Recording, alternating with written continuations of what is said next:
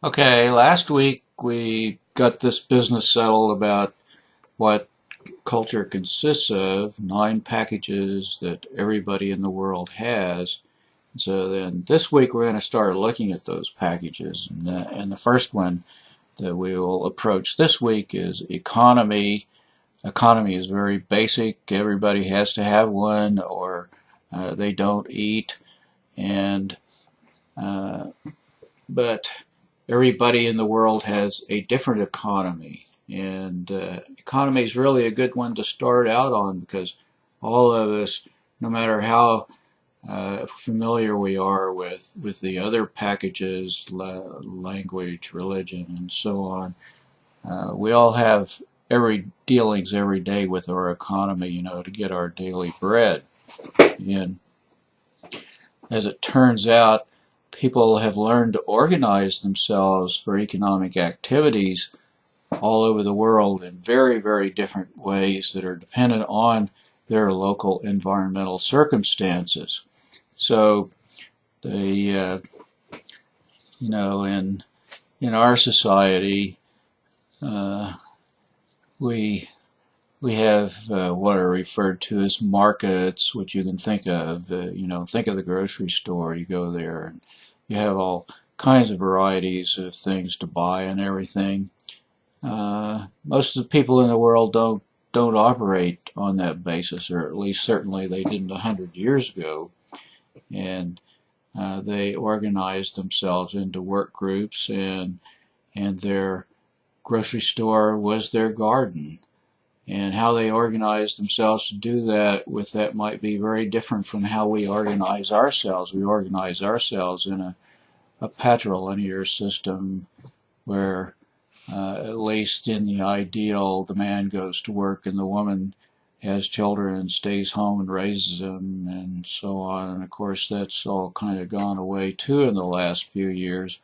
But in many, many societies around the world, the society is organized around the woman's side of the family, and we refer to that as a matrilineal system.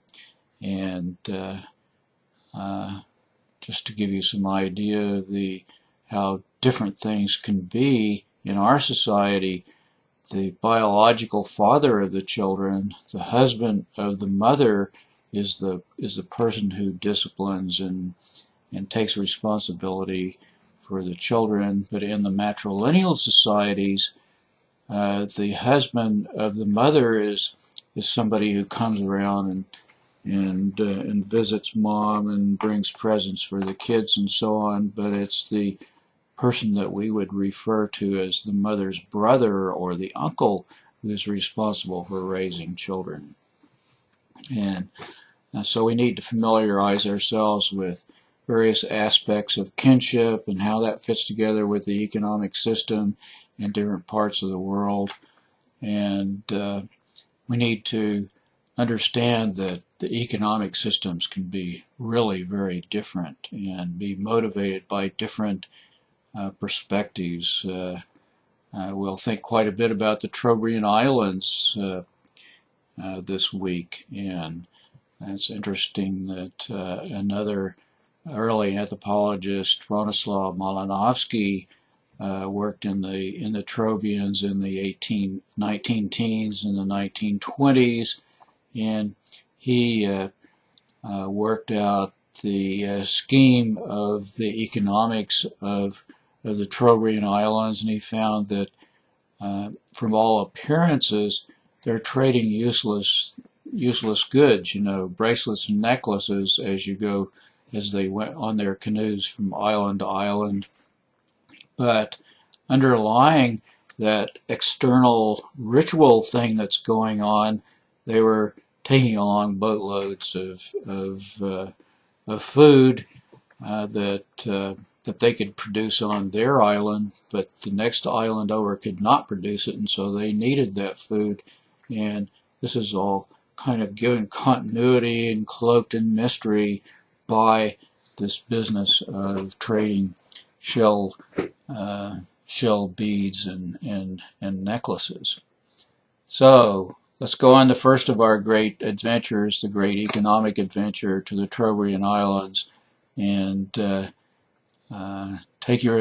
do your reading and take your thoughts and watch the video and take your thoughts to your discussion lab with you and to your clans, and